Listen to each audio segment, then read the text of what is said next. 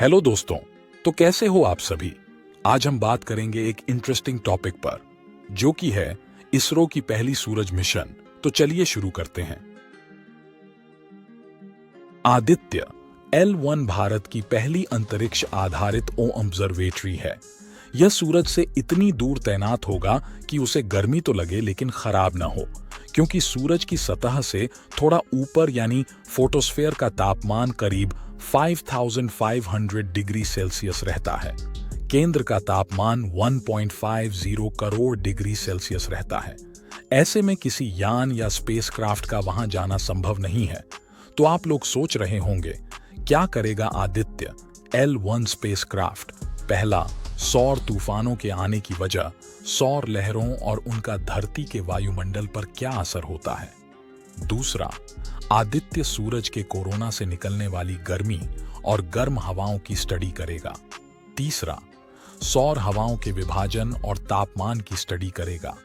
चौथा, सौर वायुमंडल को समझने का प्रयास करेगा। आदित्य L1 की जर्नी। आदित्य L1 अपनी यात्रा की शुरुआत lower earth on orbit LEO से करेगा, यानी PSLV XL रॉकेट उसे तय LEO में छोड़ देगा।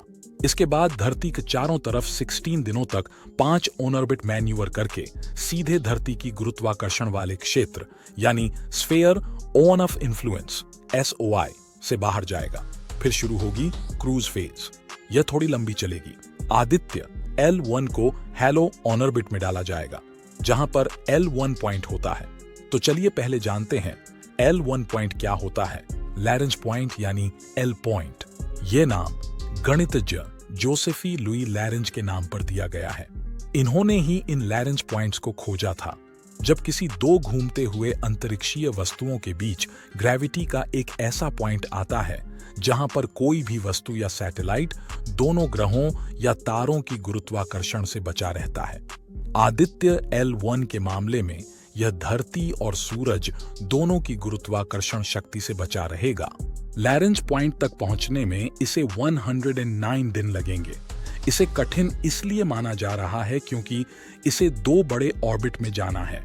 धरती के SOI से बाहर जाना, क्योंकि पृथ्वी अपनी ग्रेविटी से आसपास मौजूद हर चीज को अपनी ओर खींचती है। क्रूज फेज और हैलो ऑन ऑर्बिट में L1 पोजीशन को कैप्चर करना।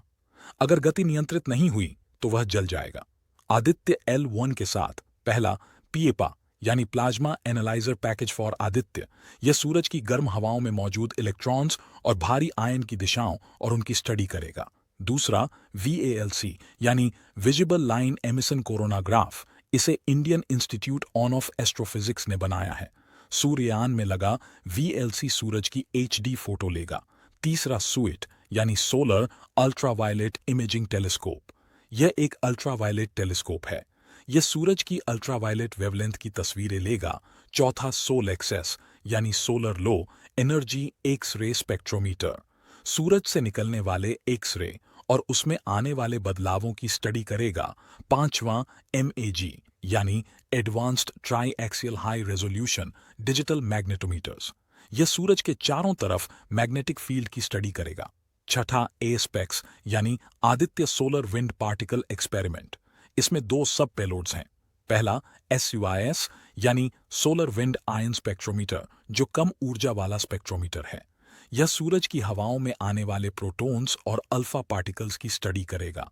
दूसरा STPS यानी super thermal and energetic particle spectrometer, यह सौर हवाओं में आने वाले ज्यादा ऊर्जा वाले आयंस की स्टडी करेगा। सातवां HL10S यानी high energy L1 on orbiting x ray spectrometer, यह एक हार्ड एक्स-रे स्पेक्ट्रोमीटर है। यह हार्ड एक्स-रे किरणों की स्टडी करेगा, यानी सौर लहरों से निकलने वाले हाई एनर्जी एक्स-रे का अध्ययन करेगा। I feel like I'm losing my mind. Is everybody in the world blind? Please, Lord, give me a sign, a sign. I feel like I'm losing my mind.